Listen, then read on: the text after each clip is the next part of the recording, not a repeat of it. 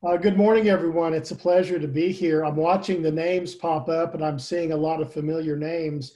Looks like some former colleagues and past students. So my guess is that you're interested in the topic, but you also decided just to check to see if I was still alive and if it's actually me. And so it is. You're wondering, are they still keeping that guy around? And yeah, they are for now. So we're all here together to hang in and do what we can. Today, I've been looking at the topics as they have been coming across the agenda for Haruv on the couch. I wish I had my couch in here now and I would recline and just talk to you in laying back on a pillow, but I think it's better for me to be sitting up in a chair, so I'll stay seated upright. There's been a lot of fantastic topics, and today's probably one that is quite a bit different than the one that that many have been looking at. It's not a research topic, it's not a theoretical topic, but it's sort of a self-care in some ways, and then just a sensitivity topic in the times that we're in. As I see the names come across, I see a lot of social workers, there may be psychologists, there are people who are in the profession of helping folks. And so we're faced with not only within our own circle of family and friends, but within our professional circles of people living through extraordinary times. And I wanted to talk to us in some very simple ways about thinking about that, and also how we draw upon the skills that we naturally have to work with that. So Gal, if you'll go ahead and move us forward.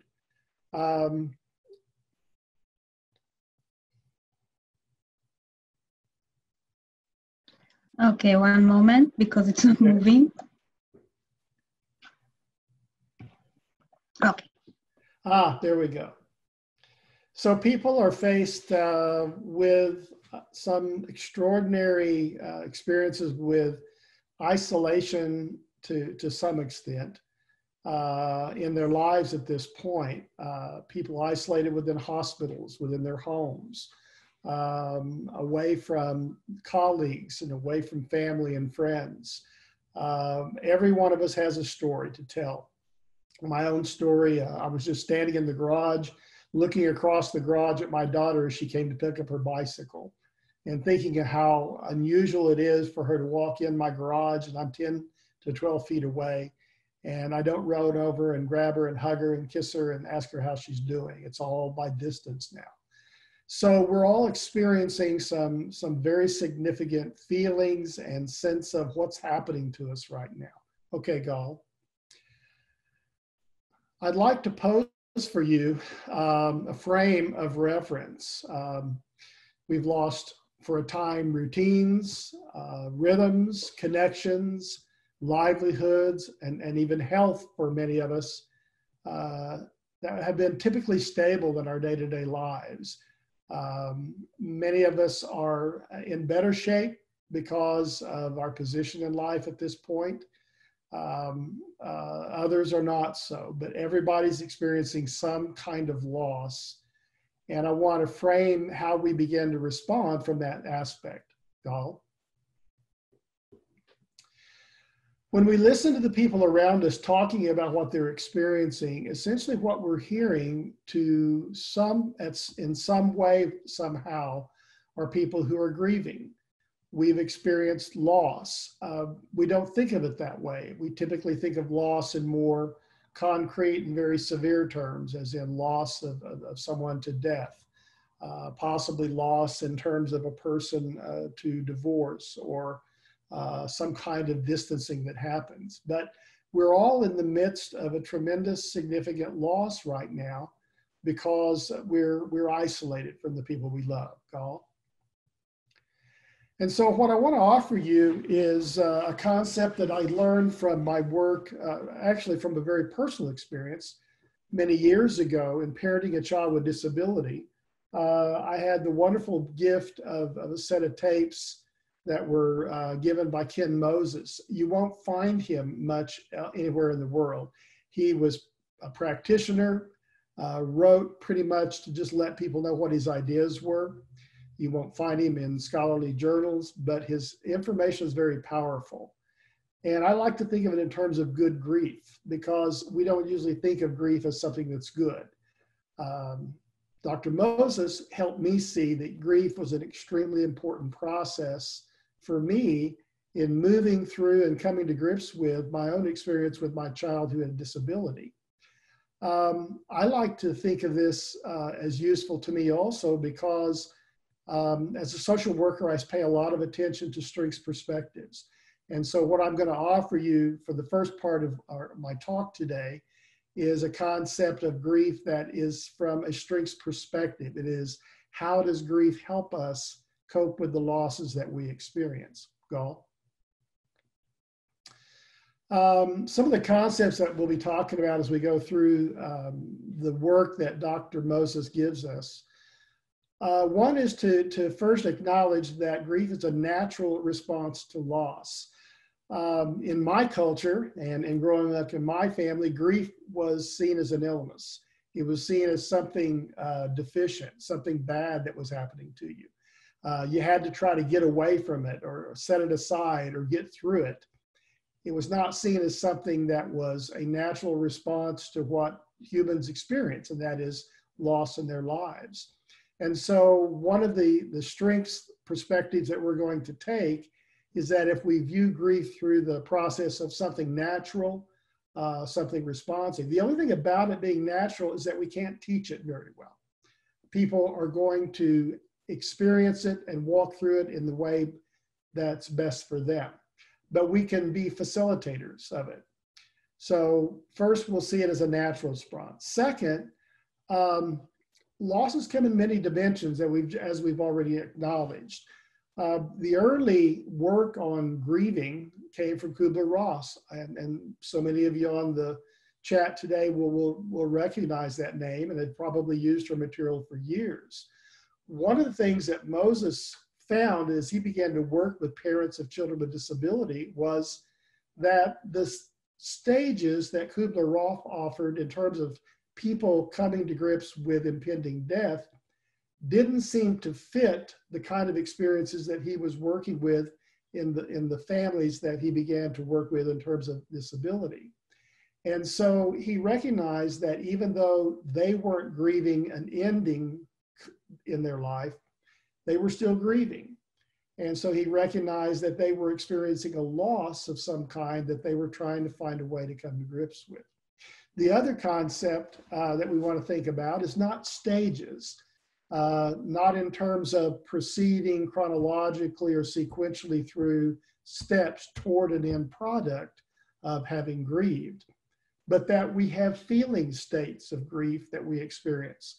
There's probably some order, just simply because of the nature of how loss impacts us. But we find that people often experience a state, not necessarily a stage moving through. In working with parents of children with disabilities, he found that often a stage model suggested to them that they ought to get to the end of something. And so because of the nature of their loss, they often didn't get to the end of something and felt guilty about it. Felt like they weren't doing it right, or there was something wrong with them because they didn't go through the stages in the right way. He said, but looking at their experience as states of feeling at certain times was much more useful for them in knowing what to do. The other piece that tags onto that is that people may experience multiple states at any given time. Kubler-Ross suggested you have this first, this second, this third, and this fourth. Moses found that the people he was working with often were both in denial and often angry at the same time, which seemed to be really contradictory, but that people might experience different feelings at different times, equally working toward some kind of resolution of the grief process. He also said that people often found, and we may not be seeing this right now in terms of me asking you to think about it in terms of where we are right now, but in the future, we might see that people often cycle through experiences. They reacquaint themselves. Now, he found this to be much more applicable to parents of children with disabilities because they continue to live with the child throughout the course of their life or that child's life. And so the reminder of the loss was often still there. But I'm wondering how we'll react in a month to the experiences that we're having now. How are we going to react in August? What's the impact of what we're experiencing now going to be for us? Not only just in terms of whether the virus is going to be there or not or come back, but given the kind of loss we're going to experience, how's that going to reoccur for us as we move through? The important thing, as I said at the beginning, is when grief progresses in a positive trajectory, it leads to a cognitive construct that helps us move forward. We come to an understanding of what we've experienced, but we construct that. Now, we may get help constructing it, but we construct it ourselves. We decide what it means to us and how we're going to move forward. And when we experiencing the grieving states in a way that is supportive and that we understand and we see them as useful, not something harmful to us, we are able to arrive at a point where we figure out what to do. We know where to go forward. And hopefully we also know that it may come back and we may re-experience it, but because we have developed this cognitive construct, we're able to rethink and reacquaint ourselves with how we put together our growth and then move forward from any point where we might have recycled through the grief. Okay, Gall. So here are the 6 states that Moses talks about. And you can see that the typical words are there, the scary words of grief that we've often been taught in the past and been worried about, and that my family in my own house growing up desperately tried to run away from. But on the right, you'll see a list of a strengths-based definition of that. I see there are 90 people on the session. I'm willing to send out this article that I have from many years ago that Ken Moses wrote to all 90 of you if you want, but I won't go through all of the detail of the states now, but I will describe each one. But if anybody wants it, or Gall, if there's a way for me to, if you guys have a way to send it out, I'll be happy to give it to you also. First, and this is where sequential occurrence probably makes sense. Likely denial comes first. We deny the loss that we've encountered and begin to try to put it away from us for some extent. Now, we talk a lot about denial being problematic and harmful, and it means you're not getting well and you're not paying attention to what's real. Moses said one thing also maybe is that denial buys us time. We accurately assess that we are not prepared for this loss. It's overwhelming, it's scary, and we don't know what to do. And so we probably try to keep it at arm's length, not an attempt to say it didn't happen, but in a way to say, how am I going to figure this out? What am I going to do about it? This is borders on being trivial, but in the first week before our university shut down, we were already talking about the possibility of going online, and we were hearing that people my age, I'm 65, were needing to stay in and be more concerned about things. And I heard all that. And I've adhered to it for the last month. But at the same time, that first week, early before things really did shut down in Oklahoma, I was working on some genealogy work and needed a birth certificate. And I thought, oh man, I really want to get this done. And it would be a good thing to do. It would be a good thing to do now that I'm going to have time and be at home. And so on the Monday before everything shut down, I drove to the health department here in Oklahoma City, walked into the building and hung around trying to get a birth certificate. And my wife thought I was absolutely crazy. And then I told her I needed to mail it. And I said, I'm going to go to the post office and buy some postage. And she said, why? And I said, well, I want to mail it. And she said, Does it have to be mailed today? And I said, I think so. Now, looking back on that, that made no sense. I was in complete denial of everything that I was hearing. Now, I did take steps to protect myself, but the fact is, I wasn't buying it yet. I hadn't figured out yet what this all made sense of and what I was going to have to do about it. After I did all that and got home and began to think through what was going on, I began to say, you know, that was pretty silly. That didn't make sense. But I think at that point, I wasn't ready to accept that I was going to have to isolate. I wasn't ready to say, I'm really going to have to do this. And only when I got back home and began to think through and read news reports and understand what was going on, did I move past that denial and say, this is serious. It's not a simple thing, and we're going to have to do something really, really significant about it. The next state that Moses talks about is anxiety. And again, in our society, we have pretty much one way of dealing with anxiety, and we like to treat it. We want to make sure that it goes away. We don't want people to feel anxious.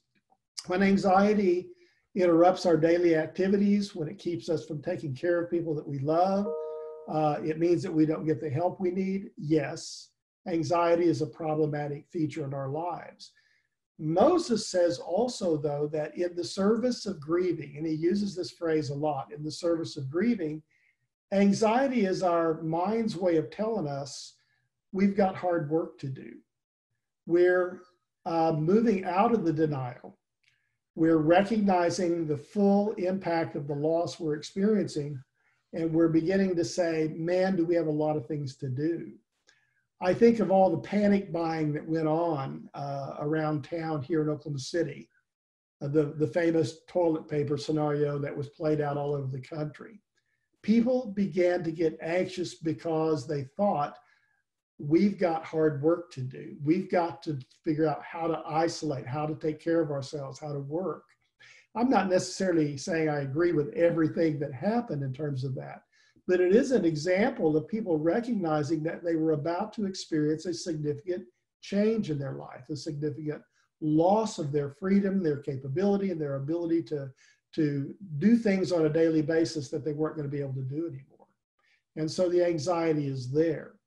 When we recognize that the anxiety is helping us do what we need to do to prepare to accept and cope with the loss, it becomes a useful process in grieving. Then there's fear, fear of the unknown or fear of what is to come. After I thought and got home and thought how, it didn't make any sense at all why I would have to be worried about going to the health department. I would avoid people, I would do things. But I began to understand, and increasingly through the weeks as I've understood just how unusual acquiring this virus is for us, I began to reflect back on it and think, man, that was a really silly thing to do.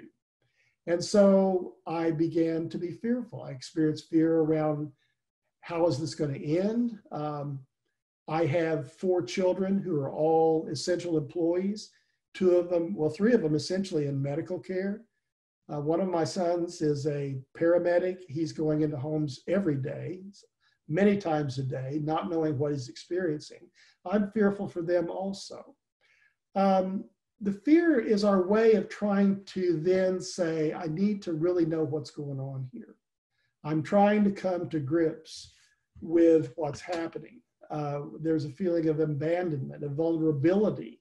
And so thinking about how serious this is our mind's way of saying, how are we going to mobilize to do something about it? How are we going to make use of the energy and the intensity of the anxiety to move forward and decide how we're going to cope with the loss?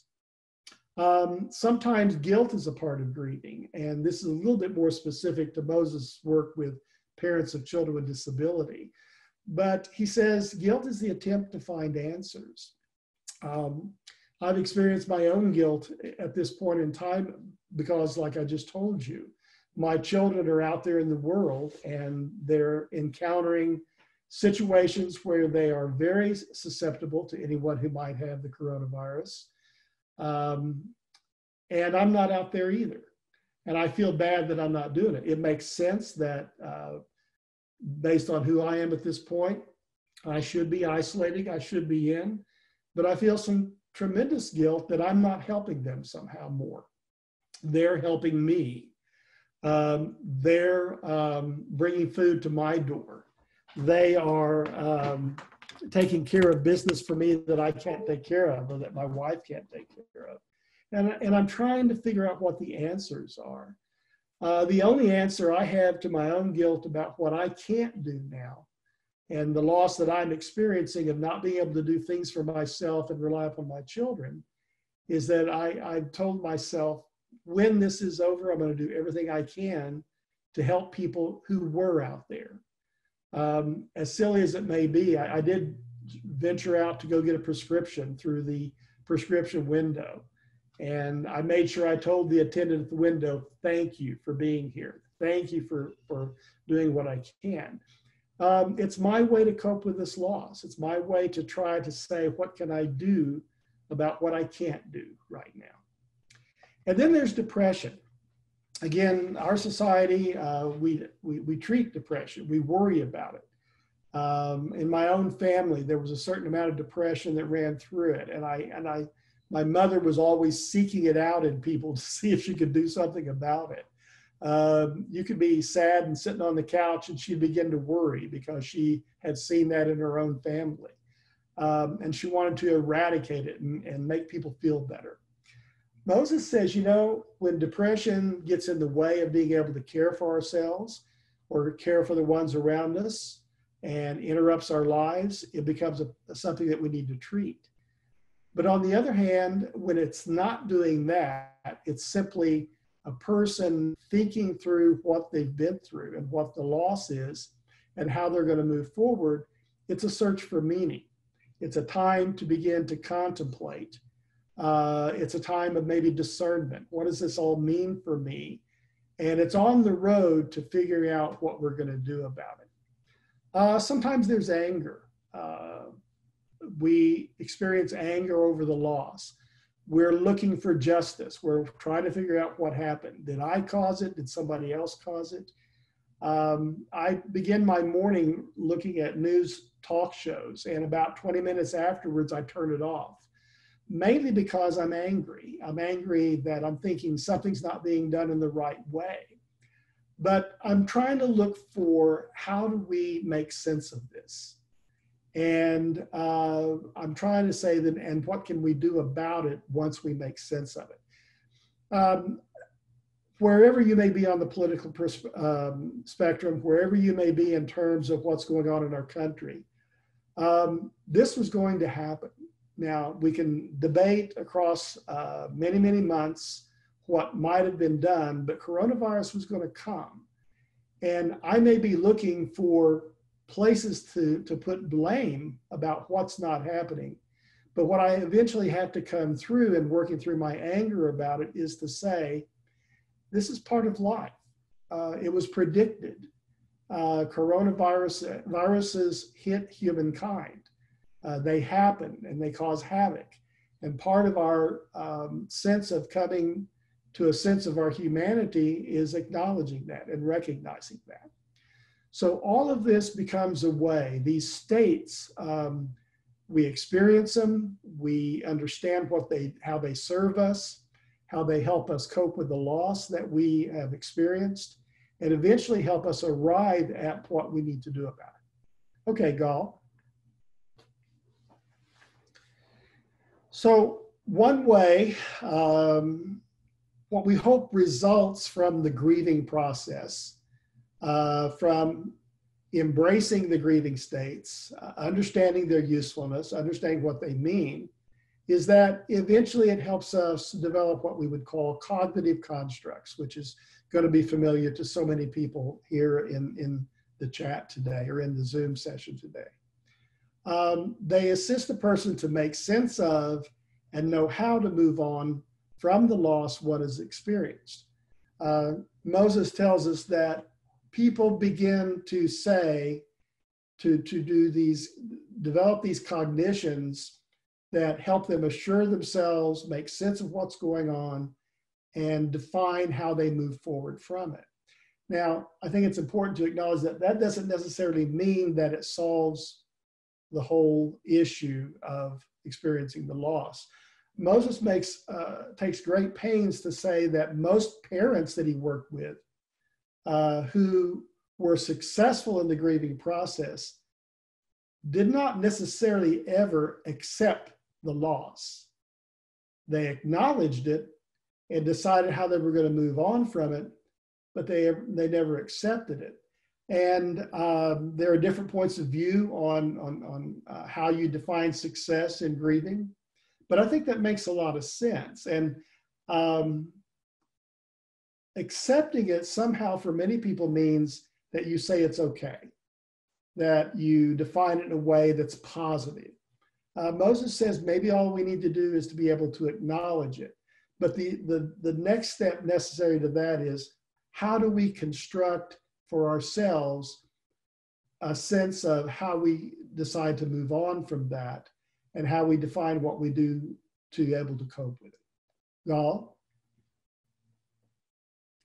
Gal, I feel like I'm your dad in the desert. Gal, move the PowerPoint forward. That's a personal story.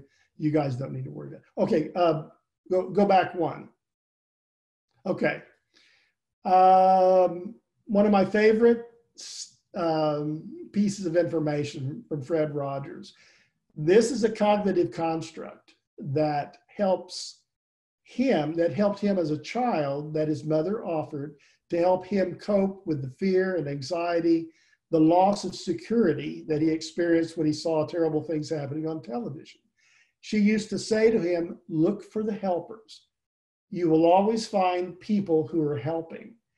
And I've actually, as simplistic as it sounds, I've actually employed that over the last few weeks.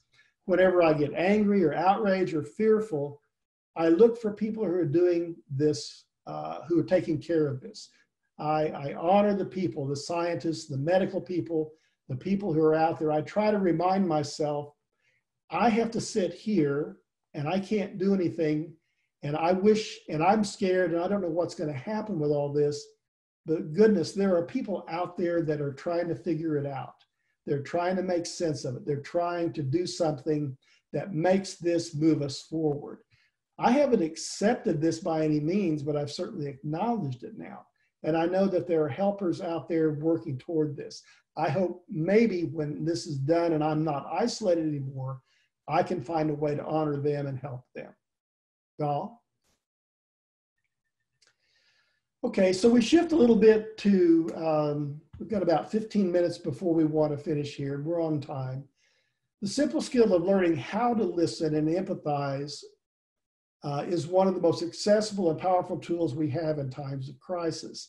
And this gets a little bit more into the area that Gal shared with you earlier.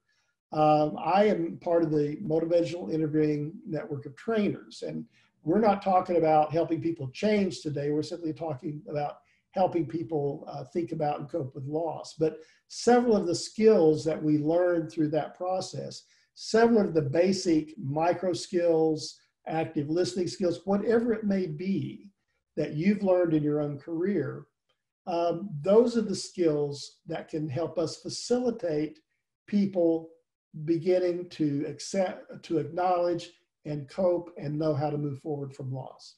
Gal? I recommend William Miller's book, Listening Well. Many of you probably have already read Motivational Interviewing. You may not be familiar with this latest edition. It's basic stuff. The good thing about it, it's powerful, it's brief, and it's cheap. This book's about $11 or $12 on Amazon, if you can get anybody to deliver Amazon right now, okay? But I wouldn't listen to the rest of my Zoom session. I'd get off and go buy this now if you could and read it. Miller will do a much better job of educating you than I will. But that's where I'm basing the next 5 to 10 minutes that I'm going to talk about. Gal? So what does good listening look like? Go ahead, Gal. Probably looks like this. I think you'll have to bump it for every picture, Gall. Looks like this or this. This is what helping looks like. This is what good listening looks like. It's two people having a conversation. It's not one people telling the other person what to do. It's not one person telling the other people how they ought to live or how they should interpret things, but it's one person listening and engaging in a collaborative conversation that makes sense. Gall? Oh, yeah, there was one more point. Sometimes our listening is blocked, though. There are things that we often tend to do as humans first when we hear people expressing difficulty that get in the way of our listening. And I want to talk about those just a little bit. Go ahead, Gall. These are called the roadblocks to listening. Some of these aren't bad skills, but when they come before we listen, they get in the way of our being able to help. Directing people what to do, warning, advising, trying to persuade them, moralizing about their experience. Any of these early on, and some of them, no matter what you do, are going to interfere with our ability to listen. And if we interfere with our ability to listen, we're directly interfering with our ability to develop empathy for the person that we're listening to and that we're trying to have a conversation with. Okay, Gall, if you'll stop share, I'm going to give y'all a quick, like 3-minute video.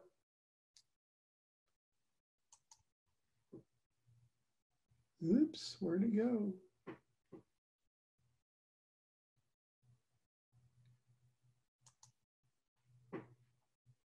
Okay, go ahead and bring up the next slide. Go back and bring it up.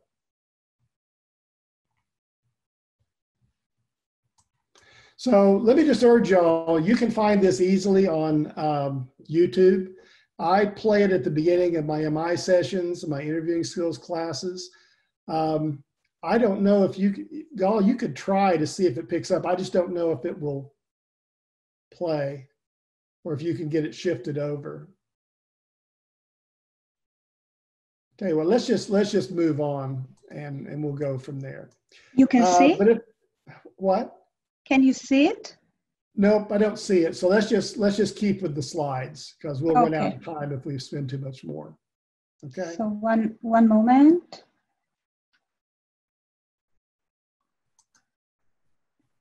Okay. Okay. This is a nice little fun introduction. You can actually buy the book on Amazon also. It's a great way to introduce talking to someone about how some of the things that we just looked at get in the way of listening. And then we have this lovely rabbit who comes in and demonstrates listening. So, okay, Gall, go on. So what we're trying to do is to build empathy. We're trying to find a way to help people understand that they know that we understand their experience. Now, mainly we use this concept in terms of being helpful to people. And all I'm suggesting right now is that we just simply provide a way to help people feel listened to. But empathy is what we're doing when we listen well. Go ahead, Gall. Our old buddy Carl Rogers. I like to talk about Carl Rogers as when I was in graduate school getting my MSW, Carl Rogers was sort of portrayed as our kindly old uncle that we don't listen to anymore, but he's kind of fun to talk about. Motivational interviewing has brought Rogers' work back into focus. And in fact, Miller did a lot of early work reviewing Rogers' tapes. But this is a quote that I like to offer. Empathy is not sympathy. It's the extent that we convey to others that we understand their experience, not necessarily agreeing with their cognitions, feelings, and behavior, and that our work with them is based upon as thorough a knowledge as possible. Gall, go ahead and move it forward. When we develop empathy, when we have a conversation with someone, we have a person expressing in the first box a meaning. They translate that into spoken words.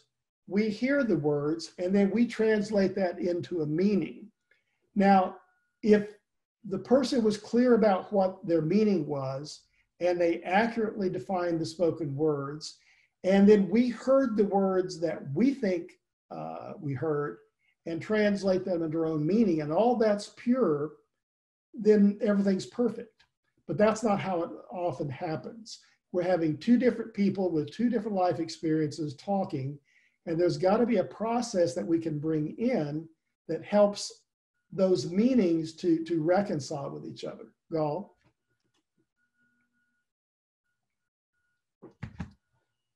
Go ahead.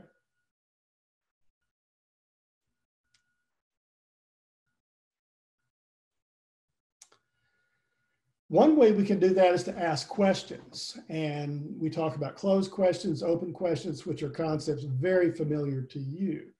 But one of the ways we do better at asking questions is if we use open questions, obviously, because it creates a wider range of response on the part of the person. When we ask closed questions, we tend to limit their responses. When we ask open questions, we say, it's in your ballpark. I'm generally interested in this. You tell me what you need to tell me. Now, one of the difficulties with questions is that even with good open questions in a repetitive way, there's still a funneling effect. They still tend eventually to limit the response. Okay, Gal. So that brings up the importance of reflection. Being able to say back to people in a way that conveys not only do we hear them, but that we're listening to them also. Simple reflections are essentially rephrases or repetitions of what they say, which have a positive effect. But complex reflections connect with them on a deeper level. A paraphrase that continues the paragraph a little bit. It fills in some of the blanks that we're hearing. And certainly reflections of feeling, as you know, help people say, I think you're understanding me. I think that you're making sense of what I'm saying. Okay, Gal.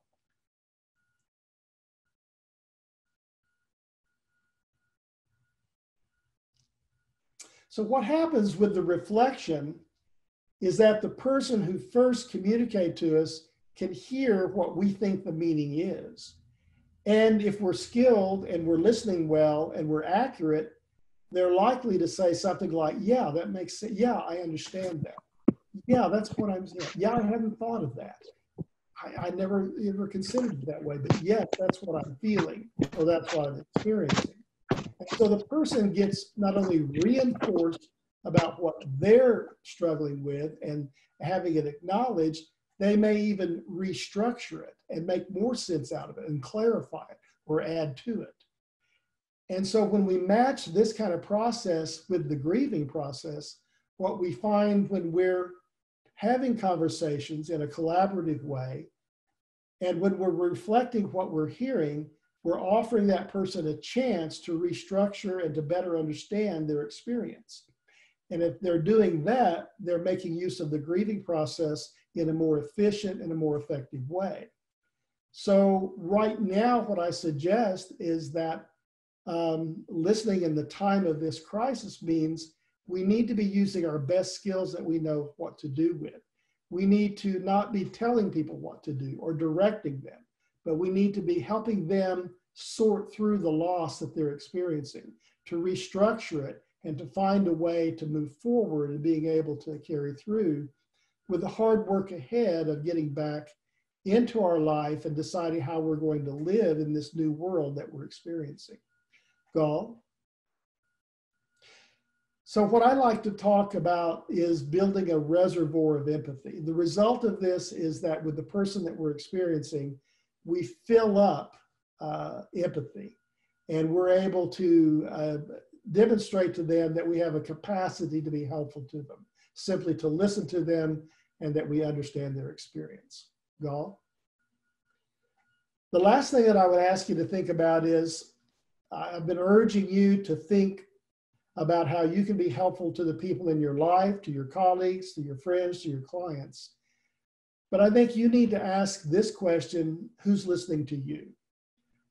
You're doing the heavy work of being helpful to people. Who are you opening yourself up to? Who are you allowing to listen to you, to help you cope with your own loss, to help you think through what you want to do about moving forward. And I think when we talk about self-care, it's a big concept in our professional life right now. Who is it that you are willing to open up to? Carl Whitaker, an old family therapist from years back, used to say, who's your professional cuddle group? Who's your group that you can share with, you can say anything to, you can talk about the things that you can't share with other people, and they'll simply listen to you. Like the rabbit when you go read the book or when you go look at the video. Who will just simply sit and hear you and acknowledge what you're experiencing. Last, since I found out, I'm unfortunately one of those people that spends too much time on Ancestry.com. So I'm reflecting back to partial my Irish roots here. This is a song that was written by Charlie McGettigan, and he sings it pretty well, but if you want to go on YouTube, find the version that's sung by Mara O'Connell. She has a beautiful voice. But so what I wish for you today as we move forward is that, and for the people that you're helping, I hope you find the feet of a dancer. I hope you can sing in the rain. I hope you can find all the easy answers to your pain. It won't be easy. What can I say? There will be trouble along the way. Round every corner, terror and tears, but always remember that we're here. A shoulder to cry on whenever you're alone. You can rely on us, you know. Nothing too crazy, nothing too dear. Always remember that we're here. I hope you find the feet of a dancer. Thank you for joining the session today. I appreciate the time you took to listen, and I hope you found something helpful. Thank you, Steve. Thank you very much. With all the technology challenges, it was very, very interesting. Thank you very much. And now it's time for questions. Can I say something? There's a lot of people on here, I know, but I see my old buddy Dan Broughton there. Hi, Dan. It's good to see you. And there's Charlotte popping in. So, you know, God, we have a saying here in America, we go way back. Well, Dan and I go way, way, way back. Mm-hmm. So does anyone has questions or thoughts that would like to share with us? Can you hear me? Yeah. Steve, can you hear me? I can, yeah. I'm out there. I wouldn't have missed this for the world. It was nice and an easy flow, and I appreciate you. Oh, thank you, Dan. We're going crazy over here, isolated. So anyway, it's good seeing you. Yeah. I have my desk set up looking out on the street. My office room faces the street, and I see people walking by, and I want to shout out, 6 feet, 6 feet. So that's how crazy I'm getting. So, Christina? Hey, yeah, we do have a couple of questions for you in the chat, Dr. Wells. So okay. There's a bunch of chat. There's a lot of thank yous. So I'm sifting through the thank yous right now to the first question, which is, who's in your square squad? Those who you have psychological safety with. You mean they want me to reveal that? That might put those people at risk. I'll tell you what, and I see Fred Hill on here also. There's a guy that I can say anything to, and that's a guy named Tim Boatman. He's actually been graduate coordinator at Southeastern. Tim and I go back nearly to the time that Dan and Fred and I got together. And I can call Tim up with absolutely anything in the world, and I can share with him what I am struggling with and what I'm doing. Tim is one of those people. There's a variety of people, of colleagues at my school that I can share with too. I have a tremendous cuddle group down at the School of Social Work that I can say crazy things to, and they won't throw me out the window. Thank you. I see Fred's name on here too. You probably, I don't know if they paid for this, but you really ought to check Fred's check, because you know there's no telling if it'll clear or not. So Melissa's just saying she just wanted to know. It's just a reflective question. So I think Okay. your people are good. The next question we have is, how well do you think people are truly able to listen while on COVID brain? Oh, that's an excellent question. And I would suggest that probably not well right now. I think in the best of times, when we're from a professional standpoint, most of us have to reorient ourselves. I tell my students, there are probably, in my experience when I work with students, there are probably 5 or 10% that are natural listeners out there in the world, people who naturally do this kind of reflective work, and I'm not one of them. I have to train myself to do it. I have to make myself do it each time when I need to do it. And so in the best of times, I think we probably struggle.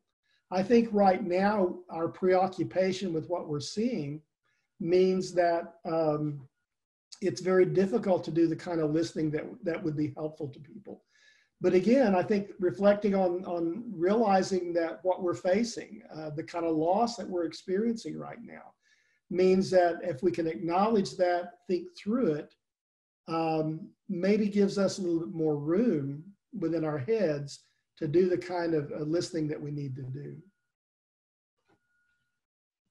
Thank you for that. We have another question. Okay. Do you find it hard to get your family to understand the level of depression you are on, who don't fully understand the life you lose when you have a special needs child, and in my case, when that special needs child passes? Well, I appreciate that story. And let me give a little bit of personal information. I've been on both sides of that issue, both having the birth of a child and also losing a child. So, you know, it was really interesting. I assumed that most of my family would not understand what it was like to come to grips with the birth of a child with a disability. And the first time that we were going to have a family reunion, I took great lengths to write them a letter to explain our son to them. And here's 2 things I learned out of that process. One, in the end, that letter was more for me than it was for them.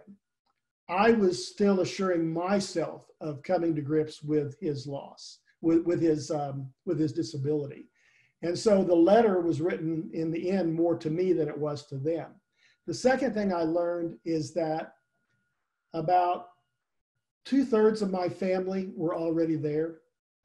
They welcomed him with open arms. They had no concerns about the disability. They weren't afraid of his seizures or anything like that.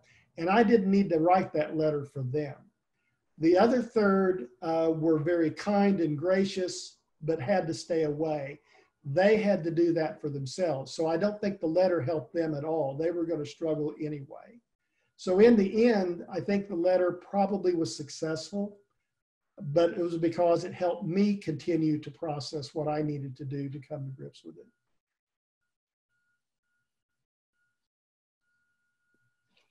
Thank you for that, and for sharing some of your personal story with us. As of right now, I don't see any more questions in the chat. I see a lot of thank you so much. It was so great to see you. We appreciate it. So just know, and the person who also asked that last question said thank you, heart. I wish I could go through and see everybody on there whose names I know. That would be lovely, but I know we can't do that. But thank you very much. It's very humbling to have all of you join that know me. Quite amazing also, right, Dan? Yeah, I think, Steve, that you can take a moment. Christina will say things about you, CU, and I will keep the session still open for a few minutes. So you can take a look at the chat, and I can also send you. We are recording this session, and I will have a record of the chat, so you will be able to see all the things that they wrote. Okay, great. Okay. There's also one last question if we have a few moments to answer it. Yeah, so it will be the last one, and then Christina, you will say, and Steve, thank you again. Thank you very much. You're most welcome. I'd do anything for you, Gal. You know that. All right, so the last question, which is a great question. As a listener, what are the best steps I can take to help facilitate healing conversation?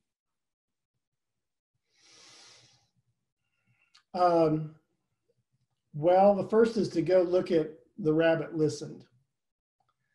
William Miller, extremely wonderful, loving, kind man, said, I pretty much figured out that the best skill that I learned in becoming helpful to people was to learn how to shut up. And to hear this very kind man say that, it's kind of a crude way of saying it. I think our natural tendency is to want to help. And most of us who came into social work, that compassion drove us into the profession. We wanted to help.